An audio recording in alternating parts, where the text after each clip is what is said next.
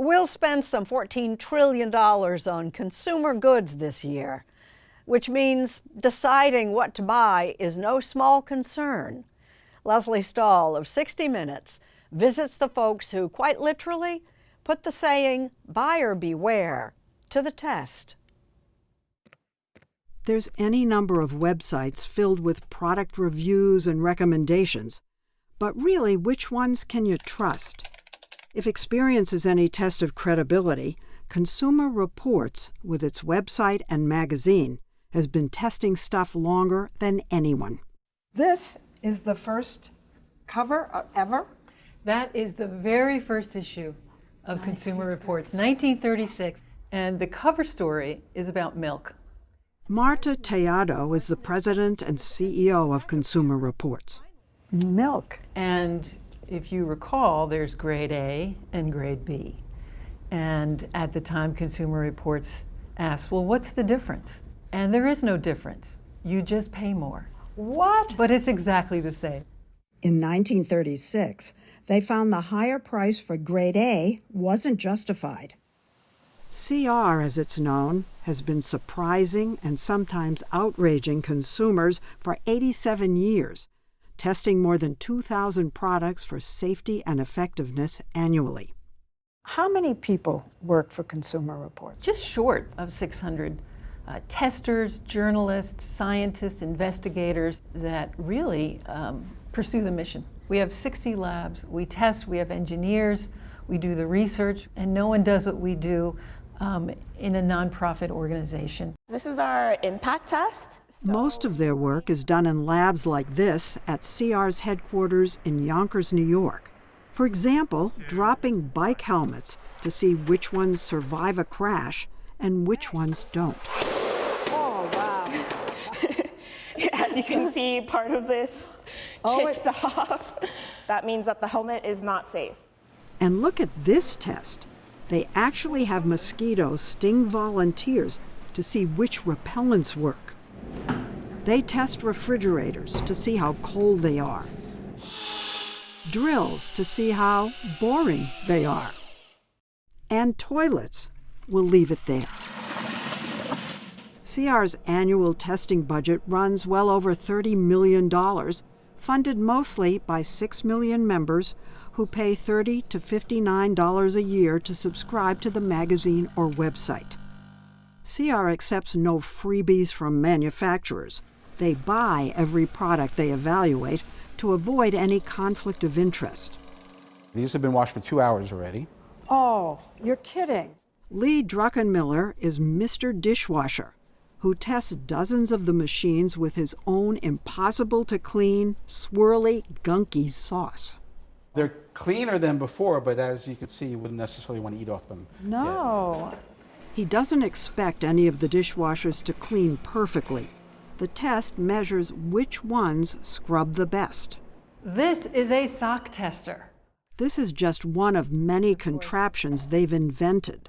This one was used in the 1940s to test the durability of socks. This gizmo, with its rubber feet, was created more recently to evaluate exercise treadmills. It's actually funny. Without driving the CR staff to an early grave. We don't want to have staffers running for 25 hours on a treadmill. It's just a little 25 hours. Yeah, so we run it for 25 hours. We want to simulate about a half a year's use for a homeowner. To reach a younger audience, Consumer Reports now has channels on YouTube and TikTok, where Rich Handel, the guy with the Brooklyn accent, has become a star. Here are 5 things I would never do as a laundry expert. You have a huge following. How many people? 10 million views, 1 million likes, something like that. And you go on and talk about washing machines. Yeah, imagine that. Laundry. Laundry's popular. Because CR's testers, like Rich, are beholden to no company, they're unafraid of taking on a popular and lucrative product and say, Never use fabric softener. It's a waste of money. Not only can it irritate sensitive skin, it can leave a layer of residue on your clothes and reduce the absorption of your towels. Save your money.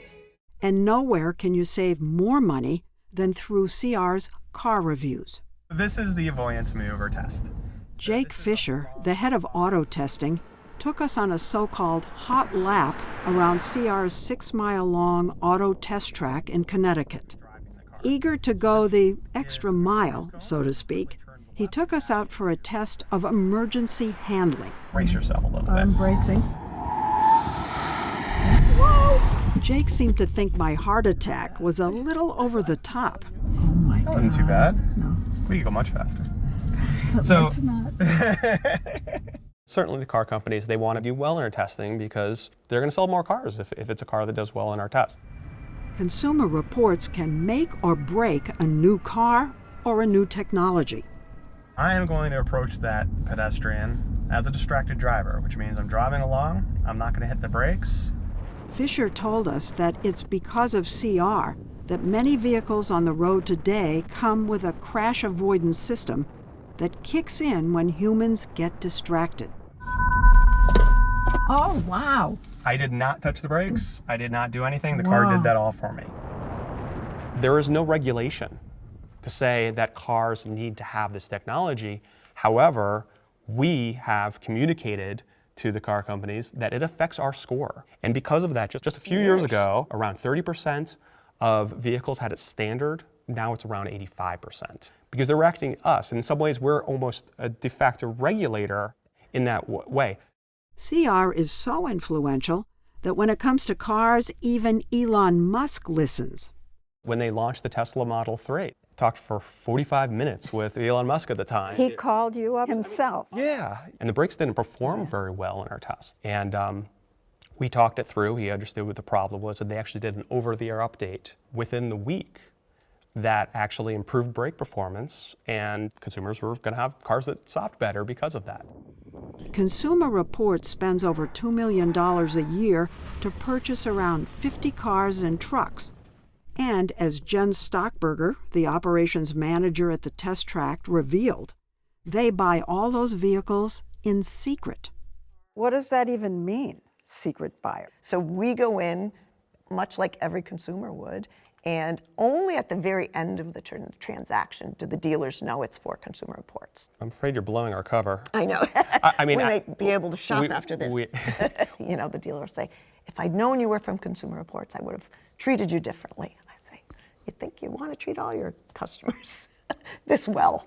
One of CR's most consequential investigations involved the Fisher-Price Rock and Play sleeper. Almost 100 infants have lost their lives. It was CR that revealed the link between the deaths and the rock and play. The angle of the sleeper can allow infants to roll over or fall forward and suffocate. And it wasn't until we stepped in when the government inadvertently shared with us data that showed us that there was that link. The U.S. government knew the sleeper was problematic, but left it on the market for years because, as CR discovered, there was a very anti-consumer clause in the Consumer Product Safety Act meant to protect a company's reputation. That says you have to ask the company for permission. What? To disclose that kind of data. So we went public with the story, and within days, there was a national recall. Nearly 5 million infant sleepers were taken off the market. You're infuriating me. Leslie, I don't know what it isn't over yet. Because the recall hasn't stopped the sale of used rock and play sleepers. There's a secondhand market.